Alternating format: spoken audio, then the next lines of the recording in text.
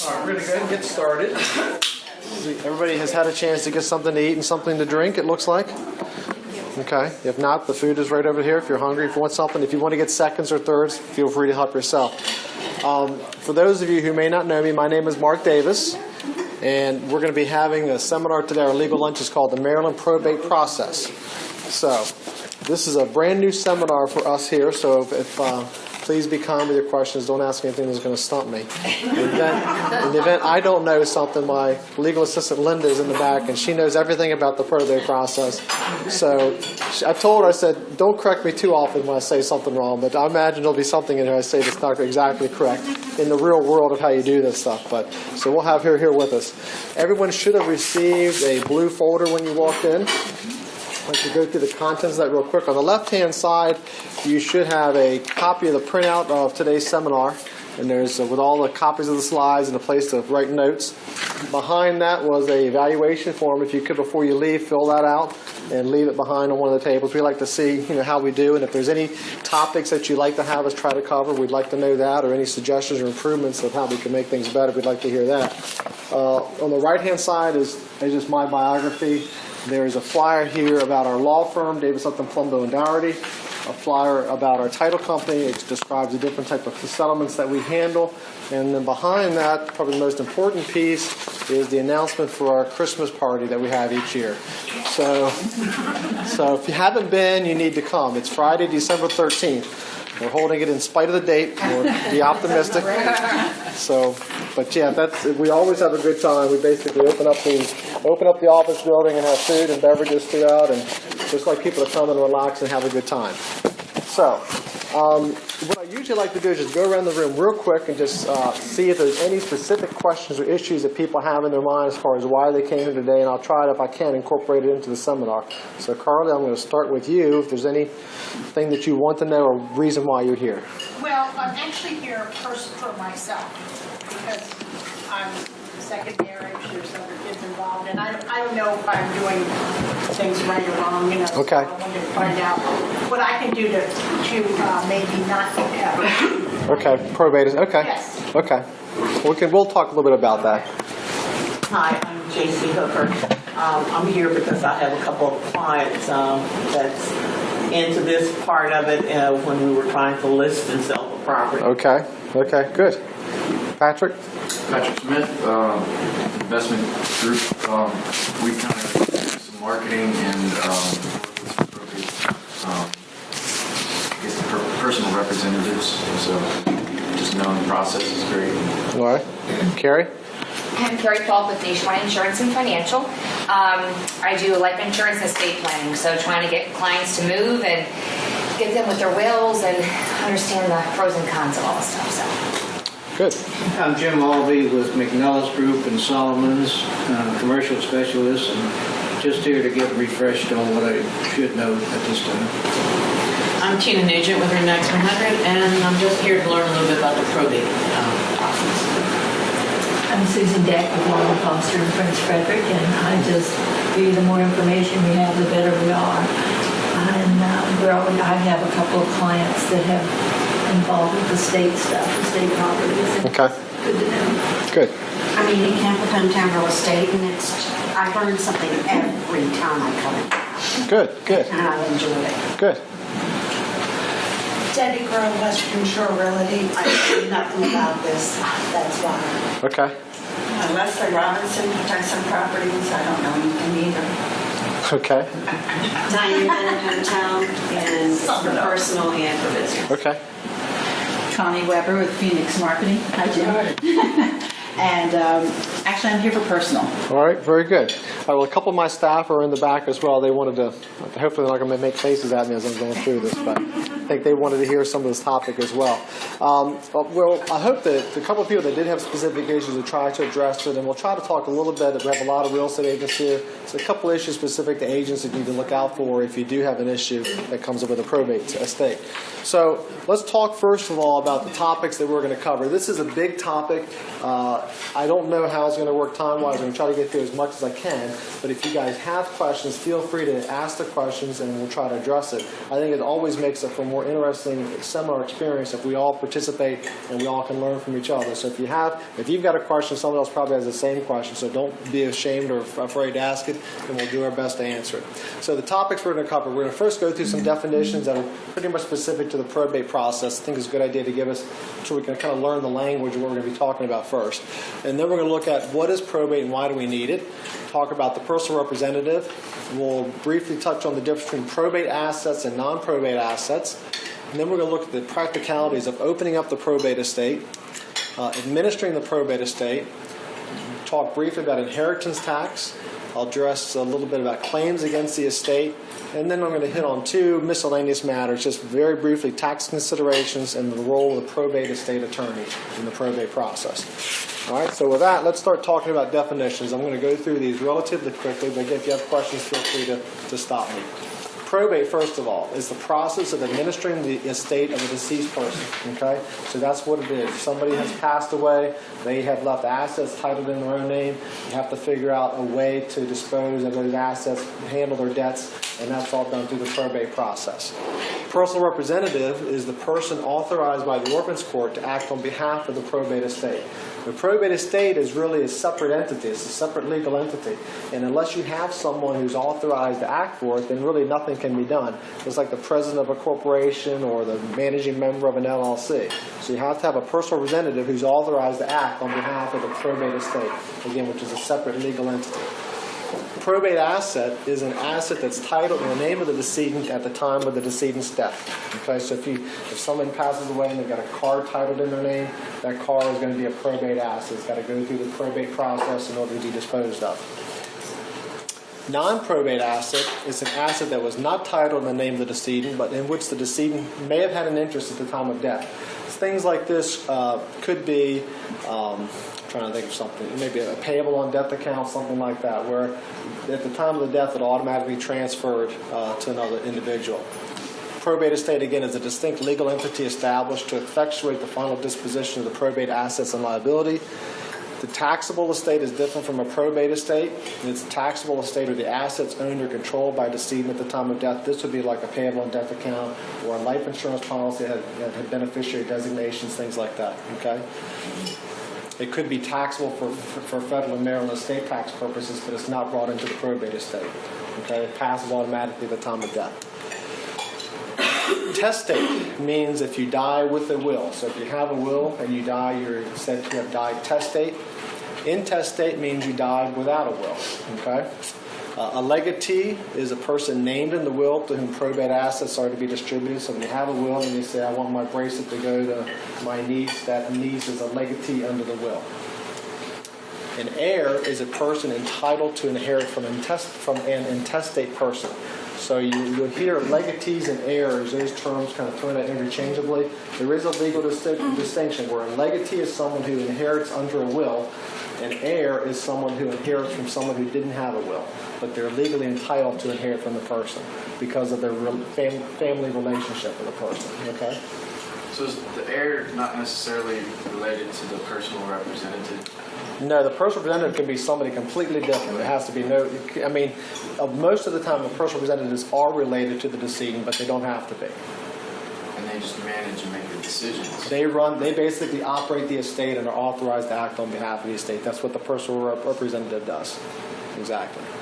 Is there ever a case where there are no defined heirs? Well, or is there always an heir? You don't always have to have an heir. If you have somebody who dies, they don't have a will, okay, and they have no living relative, there are no heirs. You know, that usually you go to the 5th degree of relationship to determine if an heir can inherit or not. And if there are no heirs, then your estate goes to the local board of education. Okay, but 5th degree is pretty remote. I mean, you're talking, pretty far out there with no living relatives. All right, a small estate. There's a difference between a small estate and a regular estate. A small estate is an estate with probate assets that are less than or equal to $50,000, except if the surviving spouse is a sole heir or legatee, then you can manage a small estate with assets up to $100,000. Okay? Regular estate is an estate that's not a small estate, so it's an estate that with assets greater than $50,000 or greater than $100,000 if the surviving spouse is a sole heir or legatee. Inheritance tax, that's the tax imposed by the state of Maryland on the net value of Maryland assets inherited by individuals who are not related or only remotely related to the decedent. Okay, we'll talk a little bit more about inheritance taxes. But it really only applies to assets that a close family member doesn't inherit. So if you leave $10,000 to your neighbor, there's going to be inheritance tax on that. If you leave $10,000 to your daughter, there's no inheritance tax on that. Okay, so it's only on non-related or remotely related individuals that they apply the inheritance tax. That's changed. It used to be a 1% inheritance tax on closely related, and it was 11% on not related. Right, Linda? Estate tax. This is a tax imposed by the U.S. government and or the state of Maryland on the value of the assets owned or controlled by the decedent at the time of death. This is where you hear, Maryland has $1 million estate tax exemption. The federal government's got a $5.25 million estate tax exemption. And if you have assets over that, then the feds take like 45% of anything over that. So this is where, when you have big numbers, it can be pretty substantial, the estate tax. The difference between inheritance tax and estate tax. All right. So those are the definitions. What was that amount again on the estate tax? Sorry. For Maryland, it's $1 million. If your state is over $1 million, then you could be subject to Maryland estate tax. For the federal government, I think it was 5.25, and it's indexed for inflation each year. I can't remember if it's gone up this year or not. Is it 6.25 anymore? It was $5.25 million. It's not. It wouldn't be 6.25. It'd be like 5.35 or something like that. But it's indexed for inflation from this point forward, I believe. And that's $1 million also. Well, that's for the federal. The Maryland, if you have assets over $1 million, then Maryland's going to assess an estate tax over any assets over $1 million. But if it's a relative, that doesn't apply, or even if it's a relative who inherits? Doesn't matter. Just it's on the total value of the estate. Different from the inheritance tax. Yeah, you have the inheritance taxes on assets that are inherited by someone who's not related. The estate tax, it doesn't matter who inherits. If you have assets over a certain amount, they're going to impose an estate tax on you. So for Maryland, it's $1 million. Anything over $1 million, they start assessing estate tax. For federal estate tax purposes, over $5.25 million.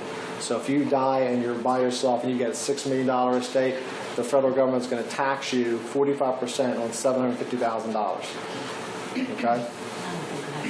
No, but I'm just curious. I think it's a lottery. You never know.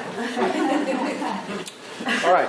So let's talk about the probate process, what it is and why we need it. Again, we've already talked a little bit. It's the process of administering the estate of a deceased person. So it's a legal process established by Maryland statute, and it's overseen by the Orphans Court and the Register of Wills. The Orphans Court here is made up of 3 individuals. They're elected every 4 years. The Register of Wills is also an elected position. Margaret Phipps has had it here for probably 30 years, I'm thinking. She's a great Register of Wills, and it really makes the process here as easy as it can possibly be. Hang on. Pushed the wrong button. Why do you need it? It's necessary to finalize the affairs of a decedent. So again, the probate estate, when someone passes away, they're not able to handle their own matters at that point. They're dead.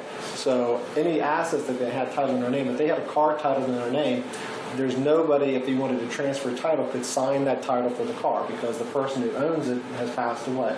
So they've set up this process by which the car becomes a probate asset, and then the personal representative is appointed and authorized to be able to transfer the title to the vehicle, as an example. Okay, so it all becomes part of this probate estate, which is a separate legal entity, and then you appoint someone to act on behalf of that estate. The personal representative is vested with the authority to deal with those assets. Without the probate process, the assets would be left with no one authority to dispose or distribute, pay debts, etc. Okay. So this is a way to have orderly resolution of someone's estates and debts once they pass away. During the probate process, you identify the assets that need to be probated. You notify any creditors of the decedent.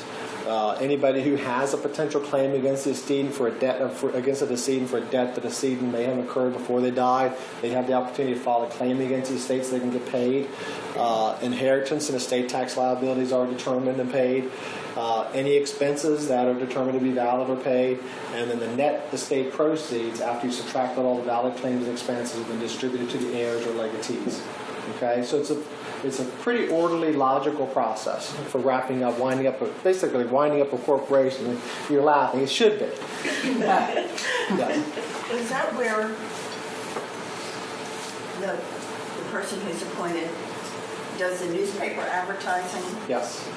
Yes. And then what if no creditors see it? It doesn't matter because under the law, the law says you give notice to creditors by publishing the notice of creditors once a week for 3 weeks in a newspaper of general circulation in the jurisdiction where the person died. So in Calvert County, that's the Recorder, used to the Independent, whatever the newspaper was. So, and that's deemed to be given notice to any potential creditors out there. You said once a week for 3 weeks? Is it 3 weeks or 2 weeks? 3 weeks. Is it different in Calvert County than it is in St. Mary's County? No, it should be the same. That should be statewide law. So it only has to be in the local paper, not like in the Washington Post? Nope. Okay. Now, it could be in the Washington Post and not in the local paper because the Washington Post is also a newspaper of general circulation in Calvert County. So it could also only be in the Washington Post. It's usually less expensive to advertise it in the local paper zone. Okay. Thank you. Yes. Is there a limit on how long the estate can be left open until everything is resolved? Well, there's no statutory limit, but there is a requirement that the personal representative act with reasonable diligence to wrap up those affairs. And if you have the estate open and the personal representative is doing nothing and it's just sitting there, at some point the Register of Wills is going to be calling him into court and say, hey, why aren't you getting this done? And then someone may petition to have that person removed and someone else appointed to be able to wrap it up. But there's no hard and fast rules. We've had one that's been open how long, Linda? Since 2008. So. How long? How long do the creditors then have to make a claim against the estate? It's 6 months from the date of death or 2 months that they actually receive actual notice of the creditors. So. Can I segue into a... You can. I may not answer your question, but I'll go ahead. Ask your question. My father died in Washington State, Okay. and he left a life estate for his girlfriend here. Okay. So, and she's still living in the house. Okay. And it's been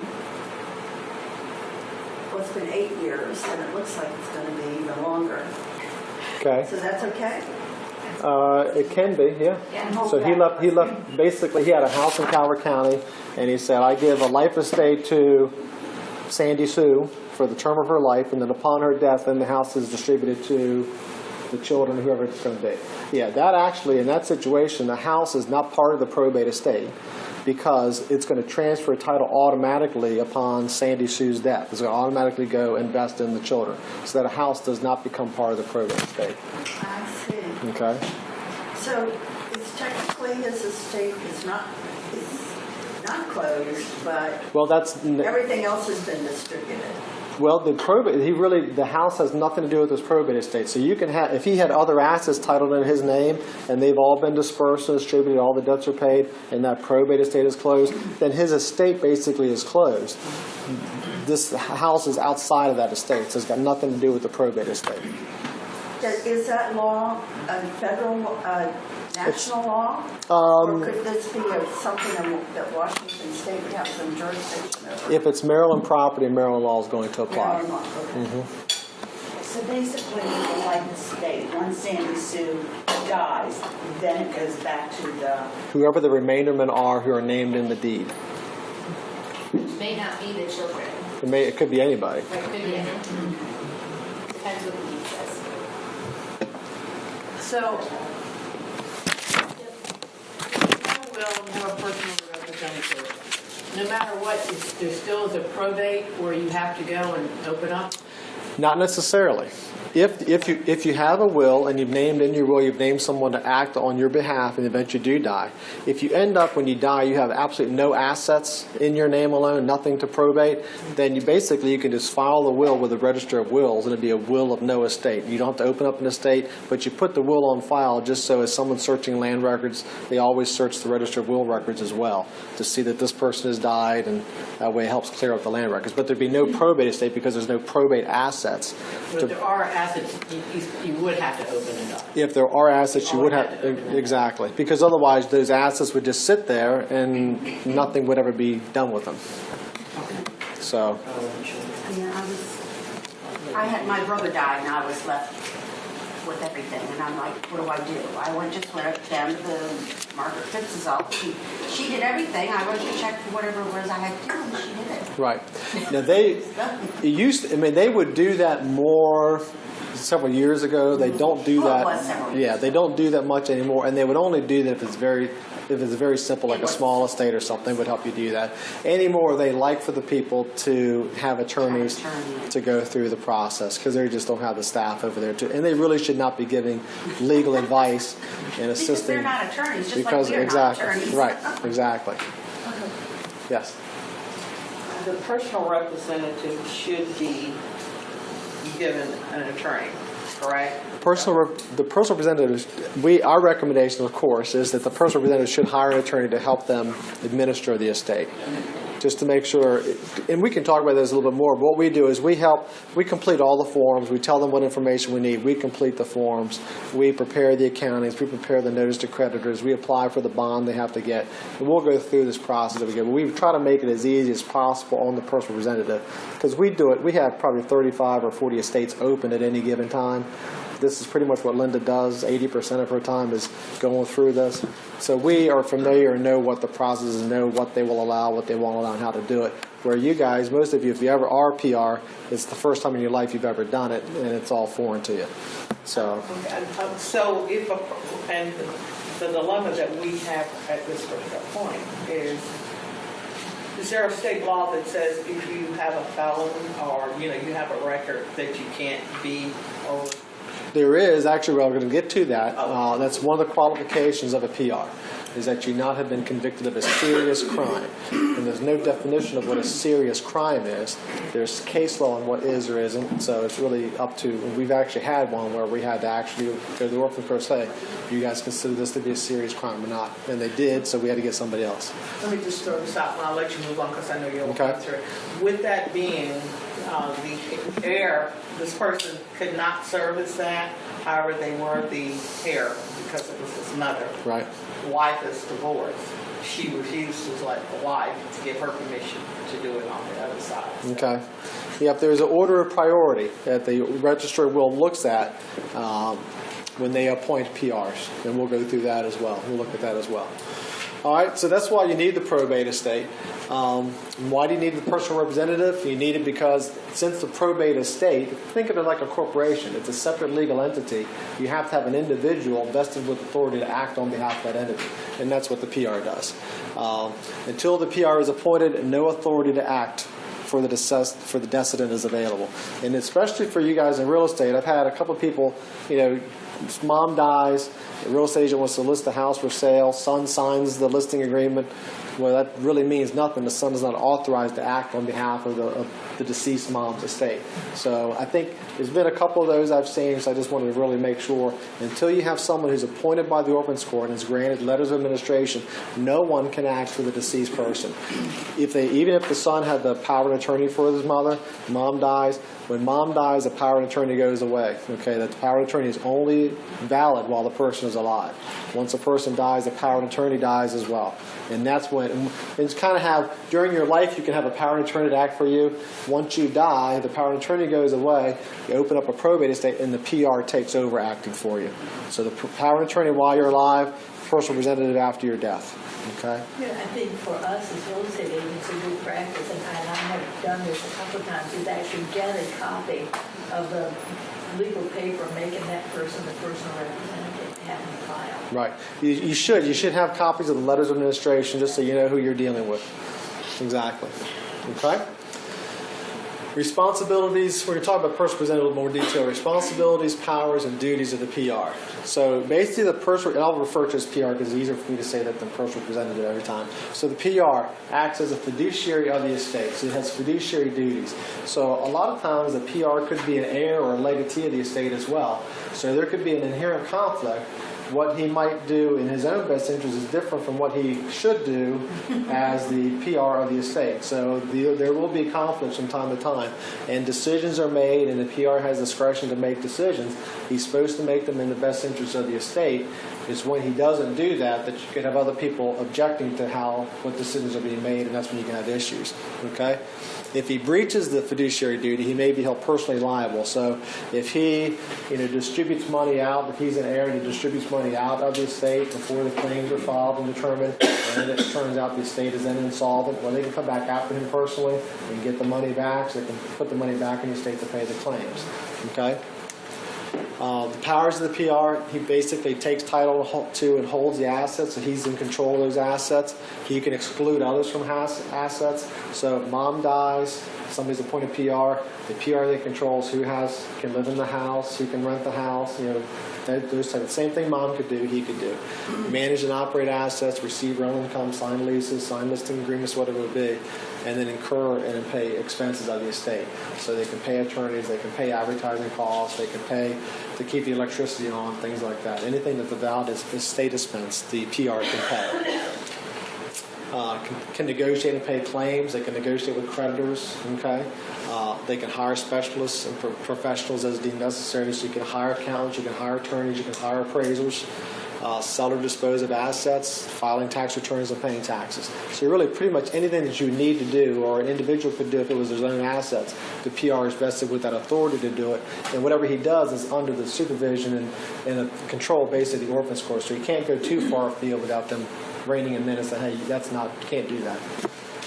Do you always only have one PR, or you have? Nope, you can have multiple. You can have as many. There's no limitation on how many you have.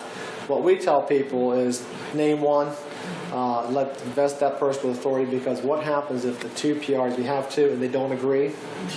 Then you got a mess. Then somebody's got a petition, have the other one removed. The attorney who was representing both of them can't represent either one, because their interests are conflicting with each other, so each of them have to get their own attorney. So when I draft wills for people or do estate plans, I say, name one person. You can name, if you got 3 kids, name one child as the primary, name the second as the contingent, name the third as a contingent. If you want them all to be in there so no one gets their feelings hurt, you can do it like that, but don't name all 3 of the same. And then also, just from a practical point of view, logistically, whoever you name as PR has to sign all the papers. So if you're coordinating with 3 different people to sign every form that goes through there, it just gets to be a logistical nightmare, trying to get all that stuff done. So it's just much simpler if you name one. Duties of the PR, again, identify and safeguard the assets, settle the estate, and distribute the assets in accordance with the will or the laws of intestacy. That's basically what they're supposed to do. Priority of appointment. We talked, just one question was brought up on this. So who's entitled to be appointed as personal representative?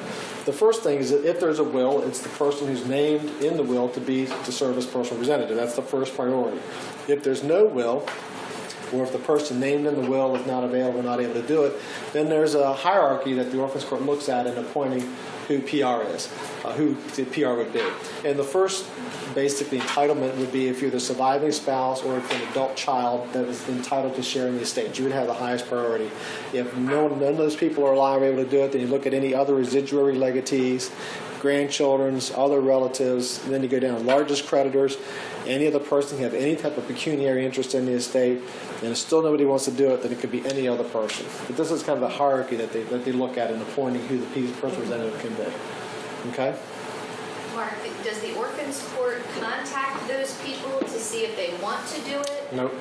Those people have to contact They can petition the court, and basically, so say you're a grandchild and no one else has opened up the estate and granddad's died 2 years ago and something needs to be done with the house, well, you can, as a grandchild, can petition, and the Orphans Court, in your petition, you'll say, there's no surviving spouse, no children, or this person can't do it, or that person can't do it.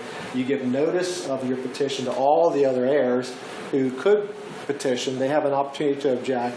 If no one objects, then the Orphans Court thinks it's appropriate that you're an appropriate person, they can appoint you to do it. But, okay? If the Orphans Court could, if it chooses, appoint more than one person per class. They very rarely do this that I know of. But if they do, they can appoint 2 or more from different classes. If the PR of the class first entitled to employment consent. So it gets a little technical at this point in time, but this kind of stuff is left in the discretion of the Orphans Court. But they do have the opportunity to appoint more than one person per class to serve as PR. I'm not sure in what situation they would do that. unless there was some concern about the trustworthiness of the PRs, that they want to have somebody else serving that's got to also act on their behalf, at least on the estate. Eligibility for the appointment. No matter if you're named in the will or not, if you don't meet these criteria, you're not going to be eligible to be appointed as PR. So you have to be at least 18 years of age. You have to be mentally competent, never convicted of a serious crime. That's where that comes in. And you have to be a U.S. citizen unless you're a permanent resident and also are closely related to the decedent. Okay? And again, serious crime isn't identified or defined in the statute. Usually, if you think about it, it's any crime that would lead someone to doubt your trustworthiness or your honesty, things like that. So theft, embezzlement, any type of major drug conviction, something like that, would probably is going to disqualify you. Any type of felony would disqualify you, would think to be considered a serious crime. Okay? Any questions on that so far? All right, let's keep going. Conditions for appointment. Before you can be appointed, you have to sign something basically that you're going to be accepting the duties of the office of personal representative, and you're going to agree that you're going to fulfill those duties of that office. You're going to have to post a bond to secure your performance, so that if you end up, getting the money and going to the Bahamas, that there's a bond there that's going to make the estate whole to the greatest extent possible, and the bonding company can come after you. Okay? So, and then you have to consent to personal jurisdiction in the state of Maryland, so that if the estate, somebody needs to sue the estate, you're consenting that they can serve you on behalf of the estate with any court papers or suit papers. If you have, typically the personal representative, since they have to consent to the jurisdiction of Maryland, you have to be a Maryland resident in order to serve. If you have someone who lives in Washington State, they want to be personal representative, they can be personal representative as long as someone in the state agrees to act as resident agent. So as long as there's someone here in the state that will agree to accept service of process on behalf of the state, an out-of-state person can be PR. And often if we have somebody who lives out of state as PR, we will agree as part of our duties as a probate attorney that we will serve as a resident agent of the estate, and we'll be agree to accept service of process.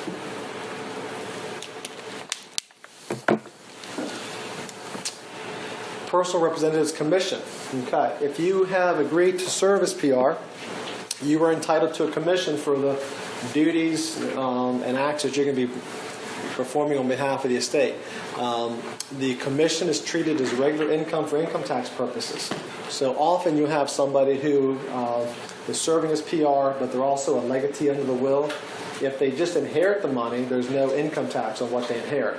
If they get paid a commission, it is income tax. So a lot of times what they'll do is they'll waive their commission. They'd rather take it as a distribution from the estate that's not subject to income tax, as opposed to taking it as a PR commission that is subject to income tax. Okay?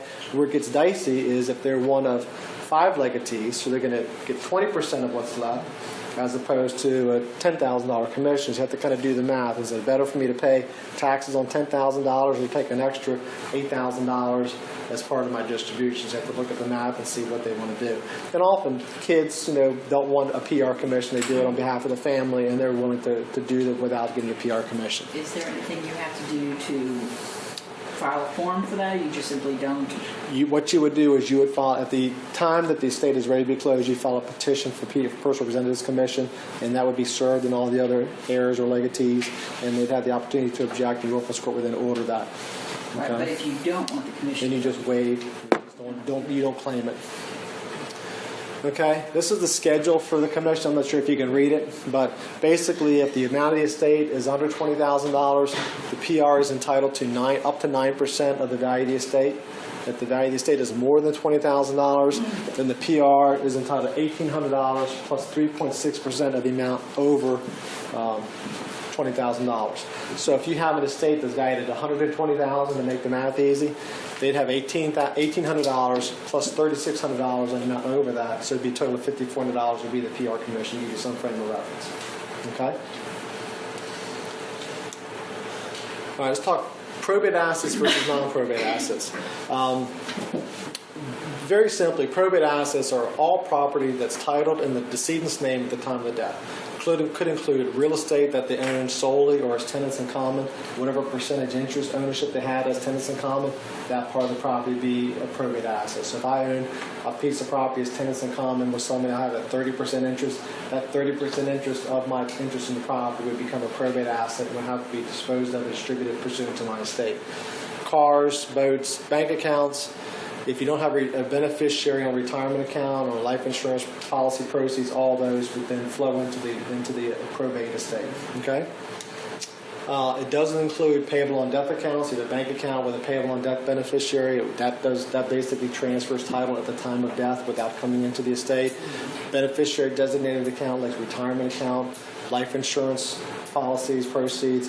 Property owned as tenants by the entirety or as joint tenants with rights of survivorship. Those properties also do not come into the probate estate because they transfer by operation of law upon the death of the decedent. Okay? So if you have property as tenants by the entirety, you and your spouse own a home, you pass away, your spouse, by operation of law, is vested with title to the entire property at that point in time. Okay? Different distinction between probate estate and taxable estate. The taxable estate, where the probate estate includes all assets that are titled in your name at the time of death and they don't have beneficiary designations. Taxable estate includes all assets, regardless of how titled, over which the decedent had dominion and control over at the time of death. So in these cases, disposition is not governed by the will, the laws, and intestacy. They basically go according to how they're designated to go. They could be potentially subject to federal or Maryland estate taxes. Some examples could be beneficiary designated retirement accounts, life insurance proceeds, joint tenants with rights of survivorship, and so forth. So this is for the estate tax purposes. You have to take a look at all the assets, okay, that the person owned or controlled. And a good test to that, a rule of thumb, is if you could change the beneficiary on your life insurance policy or your retirement account up to the date of your death, then you are deemed to have owned or controlled that death for estate tax purposes. So that value of that policy is going to be added to your taxable estate and would have to be potentially paid estate tax on it. Okay? So, and this is kind of a complicated. We deal with this in estate planning all the time. We're trying to take a look at what the total assets that could be subject to estate tax and try to find ways to avoid that or minimize that as much as possible. So, okay, we're going to try to get into a little bit of the nuts and bolts. And I know I'm going fast, so that tells a lot of stuff here. Just stop me if you have a question. Preliminary matters. When someone passes away, what do you have to do? Okay, so some preliminary matters you need to take a look at. First, take a look at where the decedent was domiciled, because the estate needs to be opened up in the place of domicile of the decedent. So where did the decedent live? So it's defined as a domicile, place where the person has physically been present at the time of death with the intent to make the place a permanent home, or a place where one would return to or intend to return to if one is away from home for any reason. Sometimes you have a situation where someone has a house in Calvert County, but they're in a nursing home in Anne Arundel County. Well, where is their domicile? Well, it probably would be Calvert County because that's where they would have returned to if they weren't in the nursing home. Okay, if they actually change, if they're going to let's say they're a Anne Arundel County resident and they want to move to Asbury. They could move to Asbury, they buy a place down there. Well, they pretty much have changed their domicile to Calvert County at that point in time because that's where they intend to stay. Usually this isn't a big issue. You don't have usually people fighting over where the estate should be domiciled, but that's kind of the general rule of thumb. Did the decedent have a will? If so, where's the original copy of the will? In order to probate the will, you need the original copy. Okay? If you don't have an original copy, then you're going to be thrown in judicial probate, and that's where you could have some issues. The will should name who the personal representative is. I don't know of many wills I've seen that have named the PR. Maybe one in 21 years, but usually every will is going to name the PR.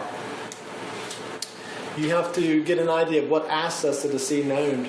Okay, try to get an idea of was there a house, was there a car. Try to get just some general idea of what assets you're dealing with when you're getting ready to open up the estate. Estimate the value of the assets. Are there any life insurance proceeds? If there are they coming into the estate or are they going to a specific beneficiary? The other thing we take a look at, what kind of expenses or services had the decedent contractor for? Do you need to cut off the cable bill? Do you need to pay the electric bill? Get an idea of what, how they were operating and living at the time of the death, so that you can kind of take action to continue that, so there's no major disruption. If you're in the middle of wintertime and you look and the person's been sick for a while, and you look and the electric bill hasn't been paid for 3 months, you don't want the electric company cutting off the electric in the middle of winter. So you kind of take a look at that to see what the status of all those bills and expenses are, and see if you need to take some action. We tell people, see if you can find the check register. What had they been paying for? See if that's something there that they've been paying. They may be paying life insurance premiums, and maybe paying electric bills, cable bills, and so forth. So take a look at what they've been paying. Start to identify all interested persons. These are heirs of the individual, legal heirs, it's relatives, or anybody who's named in the will as a legatee. So you get their names, address, phone numbers, email addresses, things that you're going to need when you actually do open up the estate. Gather bills and receipts for the expenses paid prior to opening the probate estate. A good example of this is funeral bills. A lot of times, somebody passes away, you have to pay the funeral home before you actually go to open up the estate. Well, make sure you keep a copy of the funeral bill and any other expenses of the deceased person that you may have paid personally before you have the chance to open up the estate. There's a good chance if you paid those type of bills, you could get reimbursement from the estate when the estate is open. Okay, so keep those receipts. Yes. Does the state have a limit on what you can be reimbursed for paying for the funeral? There is a limit, and I can't remember what it is, Linda. $10,000. Is it 10,000? If you go over that. I mean, they will allow, it's an allowance that they will allow, but if it goes over that, you can still claim it on the accounting. So if it's $12,000 or $15,000, it'll still be claimed as an expense of the estate. And those things can't be paid out of the deceased person's bank account? Like, if the PR doesn't have the money to pay for the funeral, how is that handled? You need to get an estate checking account open as soon as you can, so that you can pay for things like that, because you can't sign a check of the decedents because once they're dead. So you need to get an estate checking account open right away in order to pay.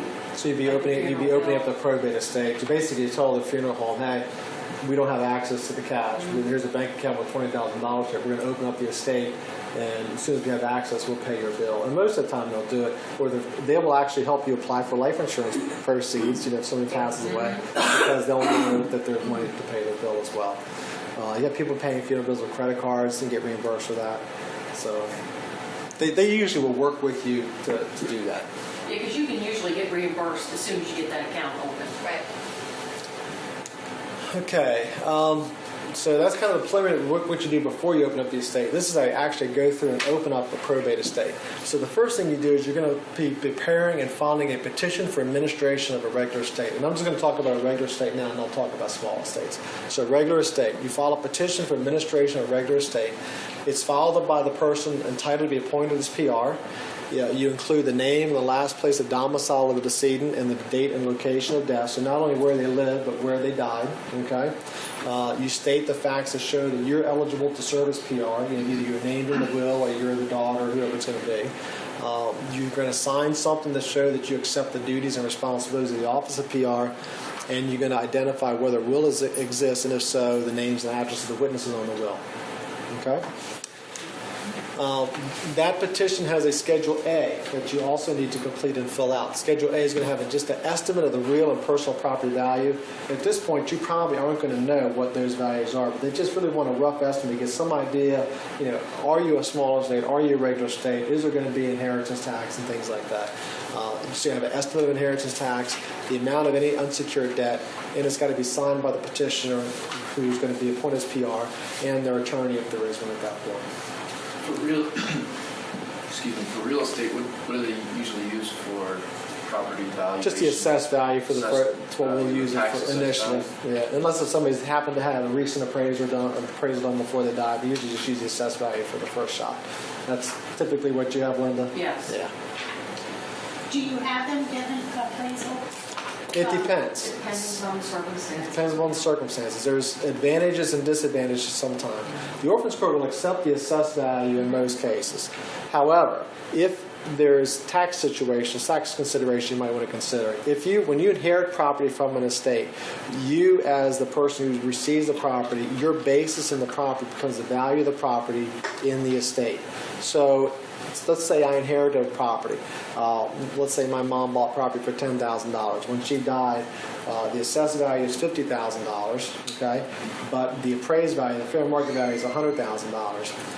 If I want to have, when I inherit the property, I want to have a high as basis as possible. So if I go to sell the property later, my capital gain is as little as possible, okay? So in that case, it would be beneficial for me to get an appraisal done, use $100,000 as the appraised value because that becomes my new basis in the property, okay? However, if I've got to pay inheritance tax, if I'm not a relative, okay, then I want the value to be as low as possible because that's what I got to pay inheritance tax on. So I may not want to get an appraisal done because I'd rather pay inheritance tax on $50,000 as opposed to $100,000. And I'm going to keep the property forever, so I'm worried about capital gains. Okay, so there's different factors you've got to weigh. And we talk about that with people, but in most cases, if the assessed value is reasonable, the Orphan's Court can accept that. I mean, it might be situations where the property is unique or there's some unique features about it, and they're going to say, hey, listen, we know that assessed value really isn't an accurate reflection of what this property value is. You need to get an appraisal done. Agricultural property, farm property, things like that are situations where you probably need to get an appraisal done. So if it's just a residential single-family home, most of the time the assessed value will be satisfactory. Okay? Yeah. Kind of a follow-up to that, because I run into the opposite situation usually where the property's distressed, especially in Maryland now, the tax values are usually higher than what the property's actually worth. And being an investor, Maryland community and bring money repairs to the table. One of the things I run into is the assessed values are higher than what we're willing to offer. Right. So they usually, what's the process there? They go back to the court and request. If you have a property where the assessed value is say $100,000, okay, and you list that property on the inventory, that inventory establishes the value of the property that you have to account for as you go through the probate estate. Let's say the personal representative tries to sell that property. The best he can do is sell it for $50,000. That's the offer you're going to make. The PR, I believe, has the authority to sell it for $50,000 and just show a change in value of negative $50,000 in the estate accounting to account for the difference. If I'm representing the PR, I'm going to say, listen, let's protect you against any claims of any other legatees that you're not handling your fiduciary duties properly. Let's get the Orphan's Court to approve that sale for below what the value was that we previously had listed. That way you got some cover. So we go to the Orphan's Court and say, hey, Orphan's Court, this property was assessed at $100,000. However, we tried to sell it for 6 months. We got no offers. The best offer we got was $50,000. It's in bad shape, this or that. Please allow us to sell it for $50,000. If they sign off on that and approve it and no one files exceptions to it, then you as PR are pretty well protected because you got somebody else authorizing you to do it. So, okay? The third document you need when you're opening up a probate estate is a notice of appointment, notice to creditors, notice to unknown heir. This is what gets published in the newspaper once a week for 3 weeks, okay? It gives notice to creditors and any unknown heirs that a petition for probate has been filed, that the petitioner has been appointed as personal representative of the estate, okay? It also, it gives notice to creditors also they've got a certain period of time in order to file their claims against the estate. The fourth thing you need is a PR bond. Even in most wills, it's going to say that any required bond for a service PR is waived. The state of Maryland is still going to require that you post a nominal bond of at least $13,000. How they came up with $13,000, I don't know. But it's intended to protect the state of Maryland in the event the PR absconds with all the money and there's no one to pay inheritance tax or probate fees and things like that. So this is to protect the state of Maryland. So they require you get a $13,000 bond at a minimum. Usually you can get those for $100, okay? The PR has to file an application of a bond, give some idea to the bonding company of what their financial status is, what their income and assets are, and the bonding company will issue the bond, okay? And they charge $100 typically to do that. The fifth thing, you have a list of interested person. This is a listing of the names and addresses of each person who may have an interest in the estate. It would include each heir, legal heir of the decedent. This is like relatives. Each legatee named in the will. So this is somebody who's named in the will that's entitled to distribution. The personal representative. It also includes any trustees of testamentary trust in the estate. A lot of times you set up trusts for minor children in the estate, so the trustees who are named would also be interested persons. That way they get notice of all the proceedings that's filed. Any guardians in the will named for minor children. And then you have to also list the relationship to the decedent of each interested person. It's required. This form, you actually have a little bit of time. You don't have to file this immediately when you open up the estate, but it's got to be filed within 20 days of the appointment of the PR. Okay? So it gives you can be appointed PR, and you have a little bit of time in order to file this form. What if somebody's left off of that list?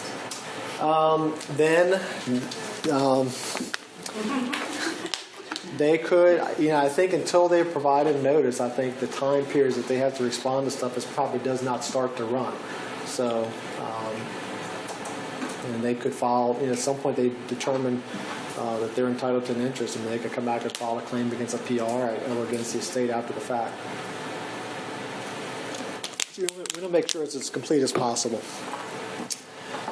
Some optional forms you may have to file.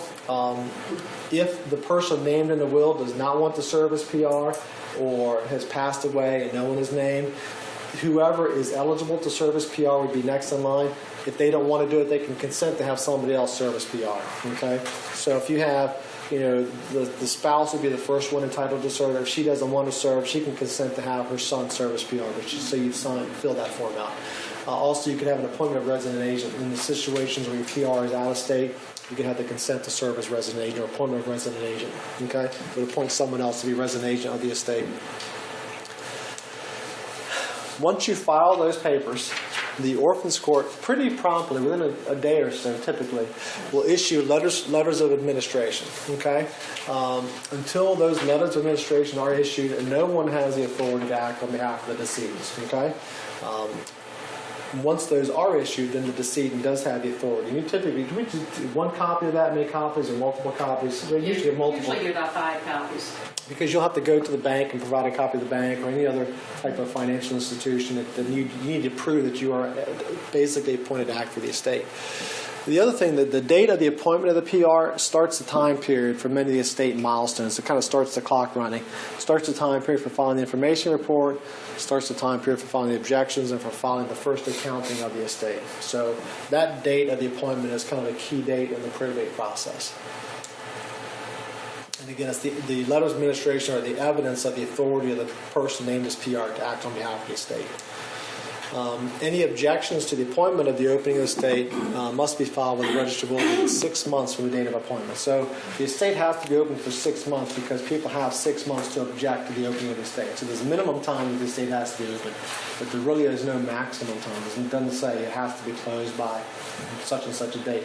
And really, if you think about it, they can't do that because you may not be able to sell a property. I mean, here lately, we've had the last 4 or 5 years, we've had estates open. The houses are underwater. We can't get them sold. Waiting for the bank to foreclose. The bank isn't foreclosed. And try to do a deed in lieu. The bank doesn't respond. So you basically have a property that's underwater that nothing's happened with it, and it's just sitting there. So. Any claims against the estate must be filed with the registry within 6 months after the date of the decedent or within 2 months after actual service of the notice of the creditor. So if you have, this is again a kind of a strategic decision you have to make. If you've got a creditor who you think may file a claim, if it's a huge corporation, if you actually give that corporation actual notice of the death, and you register, you got the notice, they don't have 6 months from the date of death. They only have 2 months from the date you give that notice to file the claim. If they don't file the claim within the 2 months, they're precluded from ever filing a claim against the estate. Okay? So you can accelerate their time period for having to file a claim by giving them actual notice of the opening of the estate. What type of actual notice?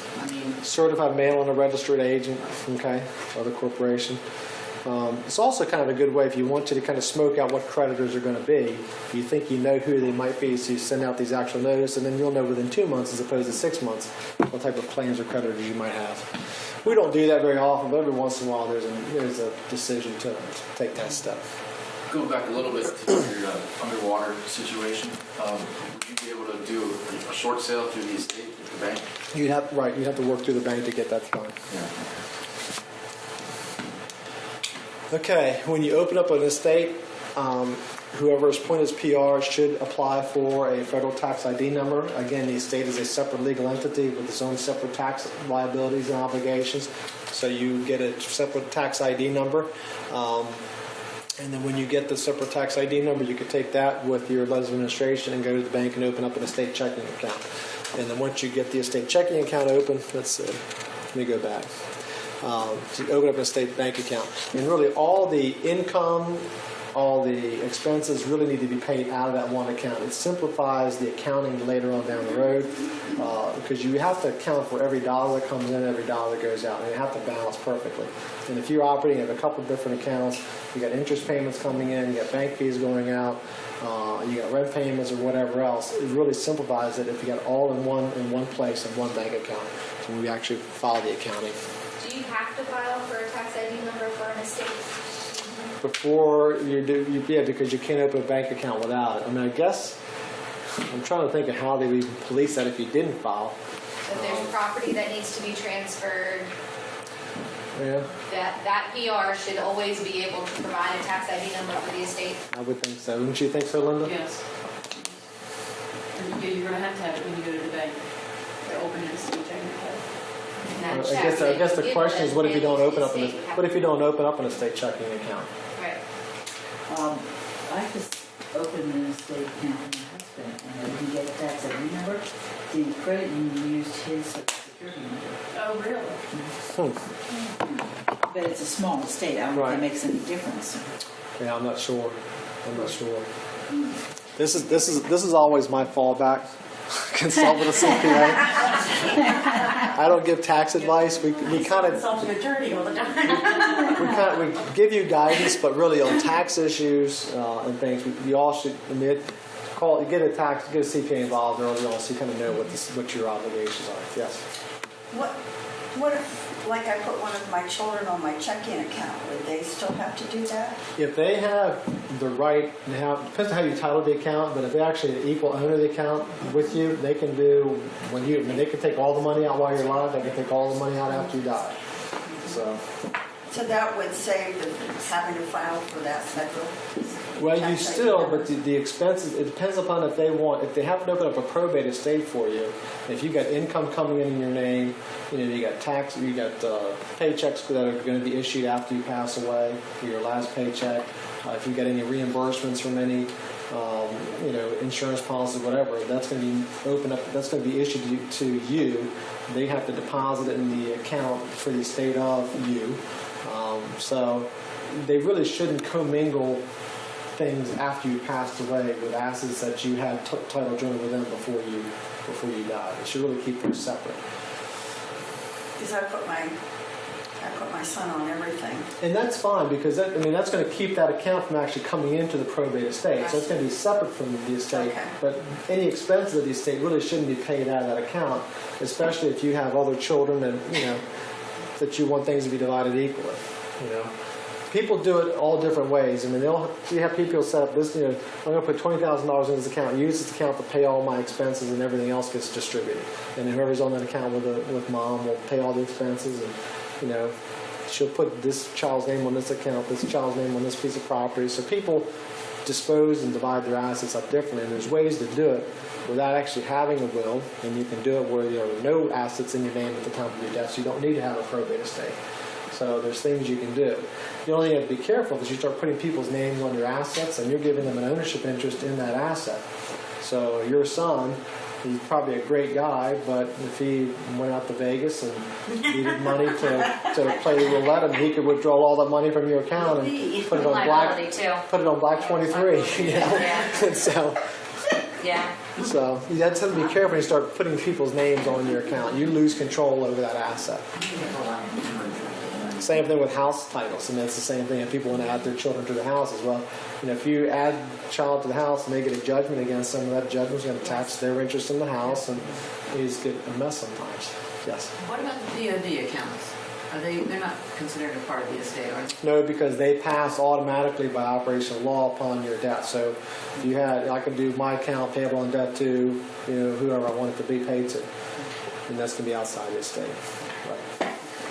it would be includable in your taxable estate for estate tax purposes, because you could have changed who that payable on death person was up to the time of your death. So it could be includable in your taxable estate, but it would not be in your probate estate. Okay? Estate checking account, we talked about this, is open after your federal tax ID number is obtained, then the name of the estate, all the income should be deposited in the account, all the expenses paid out of the account. Keep good records to simplify the accounting at the end. Okay? Information report. This has to be filed within 3 months after the appointment of the PR. The purpose is to determine if there are any assets which are not governed or controlled by the terms of the will or the laws of intestacy, but could trigger the imposition of Maryland inheritance tax. So there's certain categories of assets that have to be listed on this. And this could include jointly titled assets, real estate located outside the state of Maryland, transfers made within 2 years of decedent's death that are exempt, except unless if they weren't for fair market value and so forth. So I have to take a look at this form. This form is a little bit complex when you start to go and look and filling it out. I don't want to spend a lot of time. We're running out of time. Inventory. The inventory has to be filed also within 3 months after the date of appointment. In the inventory, you identify each asset owned by the decedent solely or as tenants in common.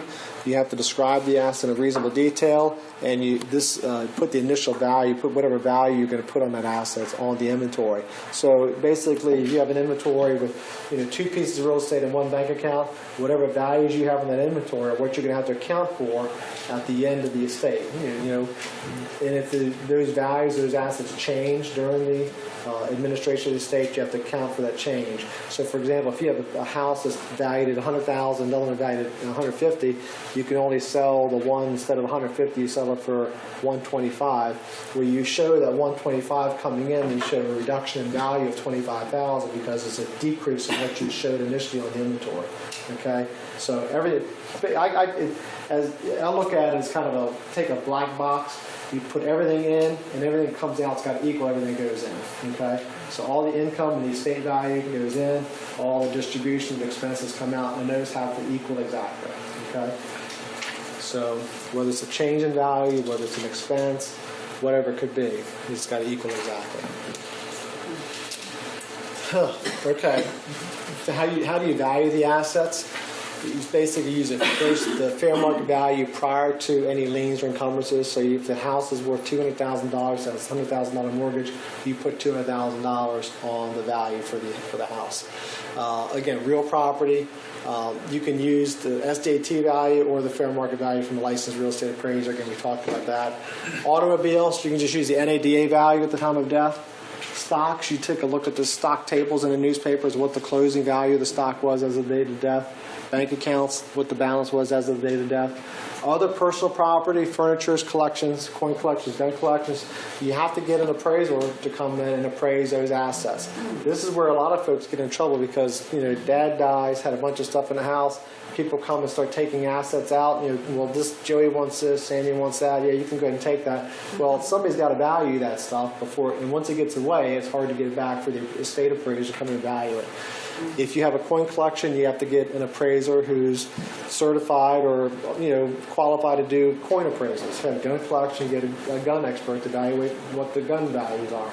So you have to take a look at what assets you're valuing to make sure you have the right appraiser to value those assets. Exclude items that are specifically listed in the will. Say the coin collection was. You still need to value. You still need to value it for the estate tax, for the estate purposes, for probate purposes. Mark, on the real estate, if you still have a mortgage on an unpaid balance on it, do you use what you would sell it for or what you would net if you sold it? On the inventory, you use the value, the gross value. So, right, and then when you pay off, the mortgage is going to be an expense at some point. Okay. Accounting. A lot of times this is kind of the last step, or this should be the last step in a probate estate. So you have the inventory that gives you the starting value of the assets. On the account, you're going to start with the beginning value. Beginning balance is the value of the assets for the inventory. Any adjustments or changes in the value. So if the house really isn't worth $150,000, it's only worth $100,000, you have a change in value. You're going to add in any income received.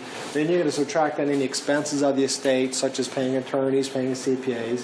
You're going to subtract out any claims that are paid. If there was a valid claim that somebody had filed, you subtract out the claim, and then you finally show the final distribution of the taxes. So again, everything should balance out equally.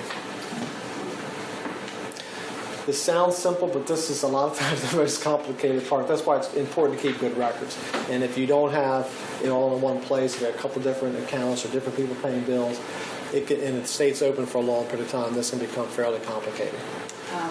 Quick question. Yes. On the, with the 9 months from the date of appointment, so say somebody died in February, and within a month, by March, they had the personal representative, and they've gone through all the process, opened the estate, with all this. Now, distribution and payment of taxes, that's the one thing I'm wondering. 9 months later could still be December. You can't pay the taxes for that person's income in January or whatever. So what do you do with that? You basically keep the estate open. You can file an accounting and say the estate opens pending resolution of tax matters or pending resolution of sale of property or something like that. So, I have a question. One of the services we do for homeowners is we'll actually do the repairs to the property before they sell it, kind of as a service. Some people can't pull the equity, or they don't have the resources to do the repairs. They kind of just want to contract it out to us.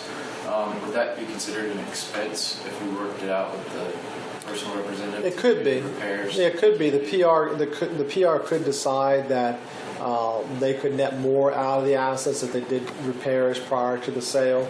That would be a decision the PR would have to take a look at. The Orphans Court's going to look at that fairly closely to make sure that that is in the best interest of the estate, and it's not in the best interest of the estate just to sell the house as is. So that's something you have to take a look at. So it'll be something the Orphans Court review. Inheritance tax, real quickly, it's a tax on property that passes from a decedent to a person who's not related or remotely related to the decedent. So there's no inheritance tax if you're a grandparent, a parent, a spouse, a child, certain in-laws, or siblings of the decedent. So if you are one of these people and you inherit from an estate, there's no inheritance tax. Okay? If you are, however, if you are a neighbor, if you are a niece, nephew, if you are a cousin, other remote relative, and you inherit from an estate, you're going to be paying inheritance tax of 10%, okay, of the fair market value of the property that you inherited. Okay? That's inheritance tax in 30 seconds. Claims against the estate. These are claims or debts that are claimed to have been incurred by the decedent prior to their death. Any claims have to be filed by the earlier of 6 months after the decedent's death or 2 months after actual service of notice of creditors on the creditor. It can be filed by serving the claim on the PR, filing the claim with the Register of Wills and serving on the PR, or just filing suit against the estate. If the creditor does not file a claim within these time periods, they are forever barred from filing a claim in the future.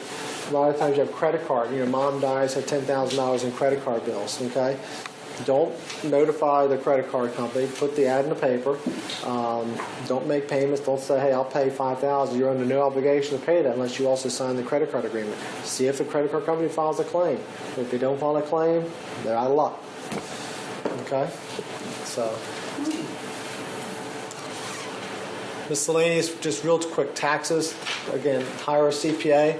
But some of the tax returns, tax issues you may have to file the final tax return of the decedent. If they died in June of this year, you have to file their final income tax return by April 15th of next year. There could be an estate income tax return. If the estate has a lot of rental real estate in it, so the estate is getting rental income, the estate may have to file an estate income tax return for income that the estate has received while the estate's been open. Okay, you could also be required to file an estate tax return if the value of the assets in the estate are over those certain thresholds. If they're over $1 million or $5 million, you have to file an estate tax return. If you have to file an estate tax return, they have to be filed in 9 months after the date of death. Okay. Role of the probate attorney. This is my last thing to cover. Really, we try to make the job of the PR as easy as possible. We try to tell them what information they need to begin with. We help them fill out the paperwork. We actually fill it out for them, have them sign it. We file the paper with the Register of Wills. We get the letters of administration, the register of wills, we apply for the bond, get you bonded, we follow the accountings, we prepare the information reports, the inventories. We work at if appraisals are needed, we'll get the property appraised whatever you need. We actually will manage the bank account sometimes. If you have somebody and they say, I don't want to mess with this, so we'll just put us on the bank account. We'll make checks out of the bank account. We'll take the income, put it in the bank account. We actually like doing that because you're in control of it. It makes our accounting easier. Most people don't want us to do that. They want to do it themselves, which is fine. And basically kind of hold their hand through the process to make it as easy for the PR as possible. So. How do your fees work? Like, is it an hourly basis or a percentage of the estate? What we do, typically the custom is that the attorney is entitled to a fee that's equal to 1/2 of what the PR would be entitled to. So in the example that we gave, where the PR was entitled to $5,400 on that $120,000 estate, our fee would be 1/2 of what that $5,400 is. It would be $2,700. So whatever the value of the estate is, we basically the custom is if you hire an attorney, their fees could be up to 1/2 of whatever the PR commission could be if the PR were to take their commission. Of course, if we're over $1 million, you're going to make something with us. But it could be. But a lot of times, we'll make adjustments for that too. So if it's a fairly simple estate, a lot of times we'll reduce our fees. Kind of what we have to do. If there's other things that happen in the estate that are outside of just probating the estate, say someone files a contest to the will, and we actually have to litigate whether the will was valid. Well, that will kind of bill hourly for whatever time it takes, and that'll be separate from our role as a probate attorney. That's more like the litigation attorney on behalf of the estate. So there are issues like that. I'm working with one right now where there was a half-built subdivision as part of the estate. So I've been working with someone trying to take over the other part of the subdivision, which is really outside of probating the estate. So it's separate and distinct from that services. So yes. And when are you paid? At the end. At the end. Right. They don't have to put up any money in the beginning? It depends. Sometimes we will ask for a retainer, depending upon what assets we think are there and whether a lot of different factors go into whether we would take a retainer or not to make sure we get paid. You don't think you want this, Patrick? So, if we have a client and they say their daughter comes to you, we want to sell mom's house because she just passed. Right. And the house is just in mom's name. Right. Then we have to have this. They would have, exactly. Or if the daughter was owning the property with the mother, but it was tenants in common, they would have to. For mom's half of the. The only way you wouldn't have to do this is if it's a married couple and or joint tenants with rights of survivorship, or a life estate with remainderment, something like that. Yeah. So. Yeah. And Mark, your firm, could they handle estates anywhere in the state of Maryland? Or Yes. do you mainly? We're licensed to practice law anywhere in the state of Maryland. We typically, our practice, because of our sphere of influence, is Calvert County, Southern Maryland. Most of our states are Calvert, St. Mary's, Prince George's, Anne Arundel, and Charles. Okay. Those are kind of the 5 main counties we deal in. But we can go and have gone other places. Any other questions? Are you familiar with the Garn-St. Germain law? I am. And here's my specific question, because my husband passed away this year. We have a house that's in both of our names, refinanced just shortly before he became sick. Mm-hmm. And at that point in time, made the decision to have the new mortgage in his name only. Okay. So I have to contact the mortgage company. Under the terms of Garn-St. Germain, they are supposed to allow you to just assume the mortgage. Is that correct? I have to look at that to see exactly how it applies in these situations, because I don't do that very often, but I have to look at that and see exactly how it would apply to each situation. But I'm familiar with the terminology, but I don't deal with it that often. So I can't answer your question today. what was the term again? Garn-St. Germain is a law that's passed in the 1980s, dealt with being able to assume property or assume a mortgage under certain circumstances. Like if you're a spouse and, There are certain ones that if you're inheriting property from a relative which you do not have. It keeps the bank, a lot of times in their deed of trust for property, if the death of one of the grantors is an act of, it allows them, is act of default, allows the bank to accelerate the balance and foreclose on the property if you don't refinance it. So this gives some protection to the people. From the due on sale For the clause. due on sale clause, basically. Or due on death or something like that. A lot of times, again, the deed of trust is going to say if the grantor dies, that's an event of default under this deed of trust, which authorizes the bank to accelerate the entire principal balance. And if the principal balance isn't paid, then they can foreclose and take it. So this protects people in that situation. Garner Jan. The name again is Garner. And which creditors would you get it from? St. Germain. Within 2 months? It really depends upon each situation. Because it sounds like don't notify anybody and let them find That's out. typically what we do. That's typically. I mean, we put the ad in the paper. That's all you're required to do, and let the chips fall where they may. Right. And if everybody does anything in 6 months? Right. Right. But you'll have a lot of times you have children say, "I feel morally obligated to pay this off," and it's like you can pay it if you like to, but you're on no legal obligation to do that. How many people contest wills? Years that children left out or whatever? We've had I'd say, Susan, in the past, I can think of one that we did like 3 or 4 years ago that we actually had a caveat action. There was a threat of a caveat action in a will we just getting ready to close the estate on now. Never materialized, but they were looking at that. So it happens. I mean, probably less than 5% of the time, 1 out of 20, 1 out of 50, probably you'll see something like that happen. Usually a child. Yeah, child. When you find that happen a lot, is you have the decedent change their will, prior shortly prior to death, and they're in a hospital, and they wrote a child out, or they added something else. Exactly. Then you go back and you have to pull medical records. Was this person confident when they did it? Talk to the witnesses. You understand what they were doing and so forth. So. All right, listen, I appreciate you guys coming. If you can fill out your evaluation forms and leave behind, and if you ever need help with the permit, I'd be happy to help you with that. Take a breath.